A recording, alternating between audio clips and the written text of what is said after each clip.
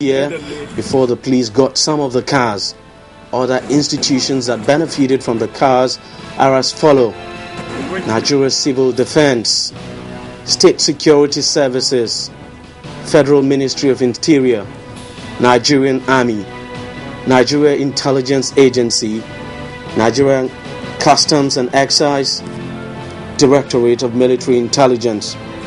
When I saw that happening, I was taken aback, and I called the attention to the fact that the fund is Police Equipment Trust Fund or Police Equipment Fund, Presidential Committee on Police Equipment, whatever you want to describe it, is to empower the police. And I thought it wasn't quite right that was happening.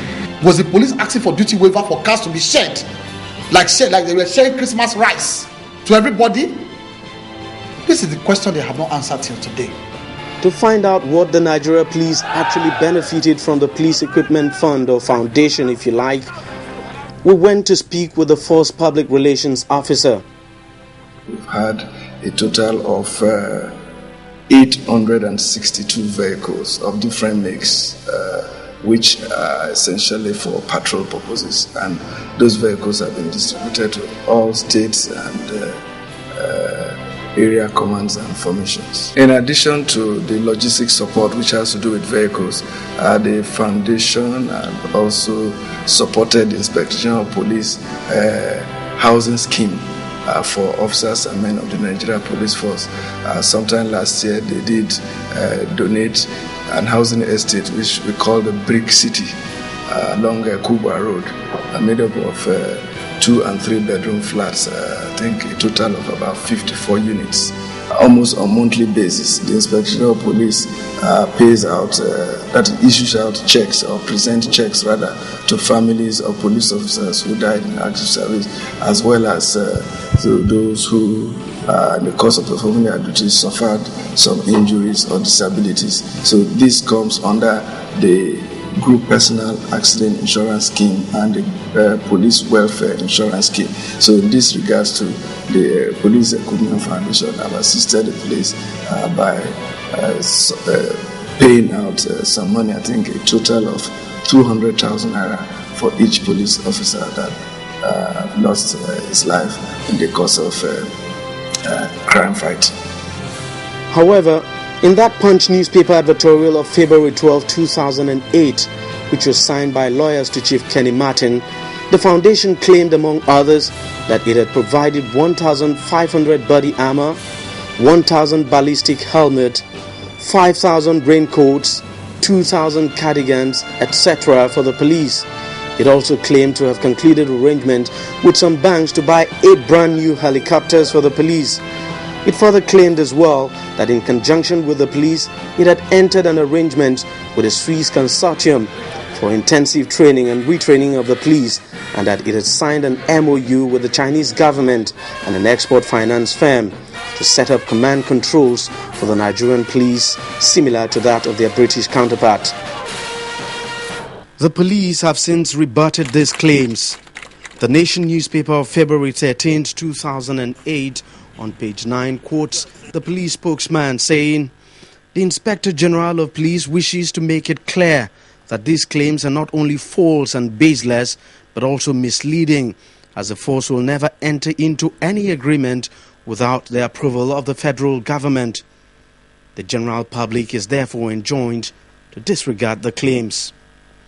In spite of the enormous controversy this entire project has generated, and the several petitions that have been written against the operators of the project, no formal investigation has been instituted against anyone or the fund by the anti-corruption agencies.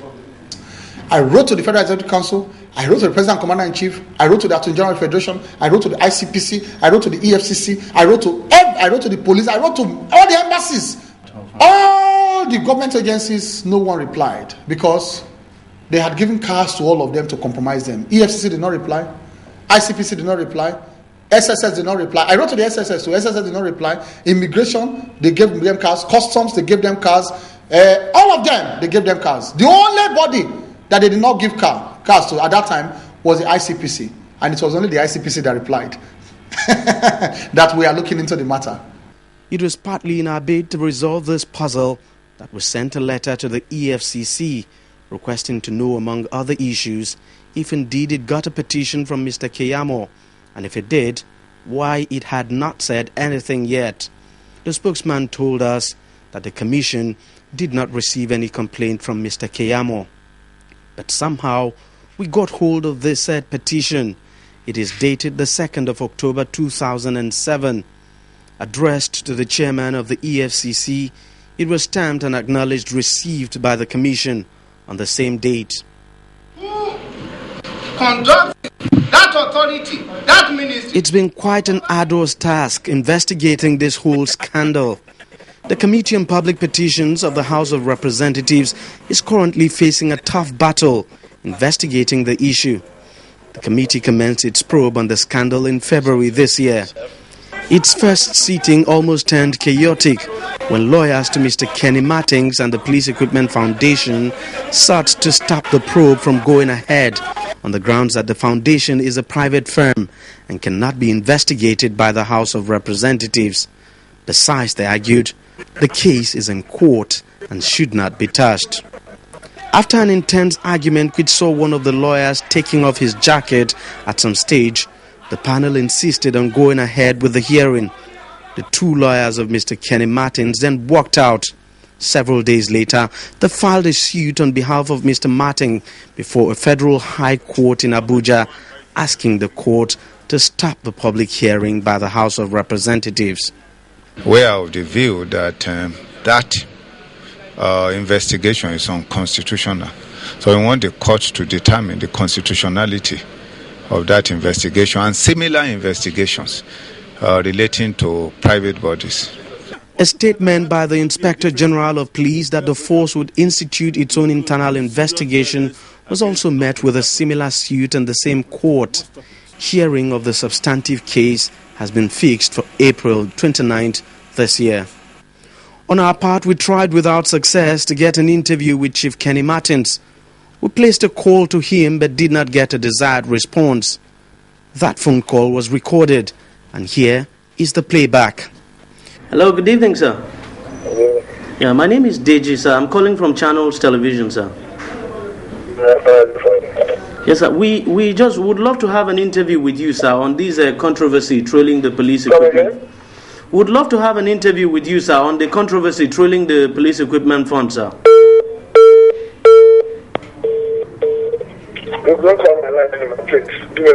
I'm so sorry, sir. Sorry, sir. Hello, sir.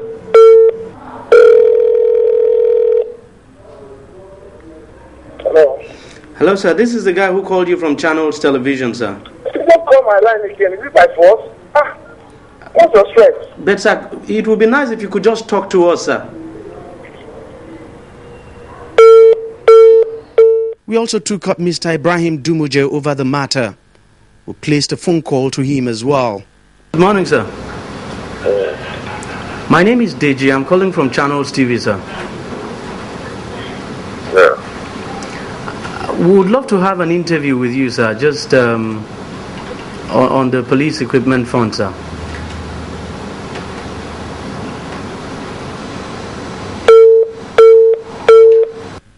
We tried again, but this time the same voice tended to be someone else.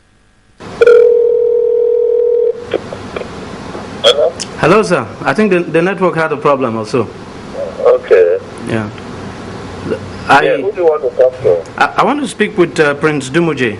Hello? Am I speaking to Prince Dumuje, please? No, Christ is in a meeting. He's in a meeting. Hello? Hello? Christ is in a meeting. We'll finish maybe 1 hour. 1 hour. Okay. I'll call back then. Right? Days later, we tried Mr. Dumuje, but no show. This kind of spectacle that is going on is terrible for the police. And for some of us who spent 5 years or so in trying to do our best for the police, we are deeply saddened. Many questions are begging for answers in this whole idea of raising funds to change the face of the Nigeria police. As we seek answers, one big fact holds sway. Nothing has significantly changed for our police force. It is groaning under the yoke of underfunding. Yet, the whole idea of the Police Equipment Fund was to address this main problem. The way things have turned out leaves one wondering about the intention of the three wise men who started this whole idea back in June 2004. What exactly was their motive?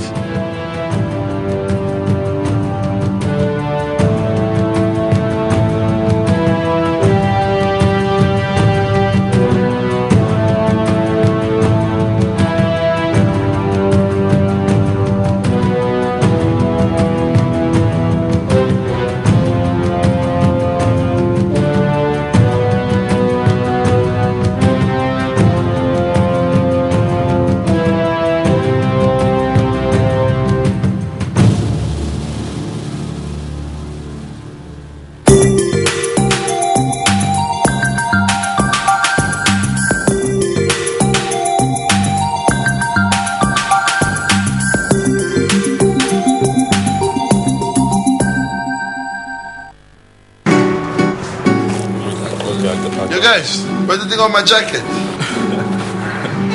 I think you should send that back to your grandfather. What's happening tonight? Kennedy's guys. Frank. Yes, definitely. Boogie.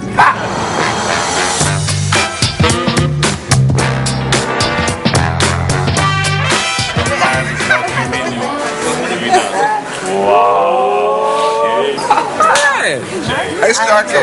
Very stylish, man. Don't you remember? It's my grandfather's.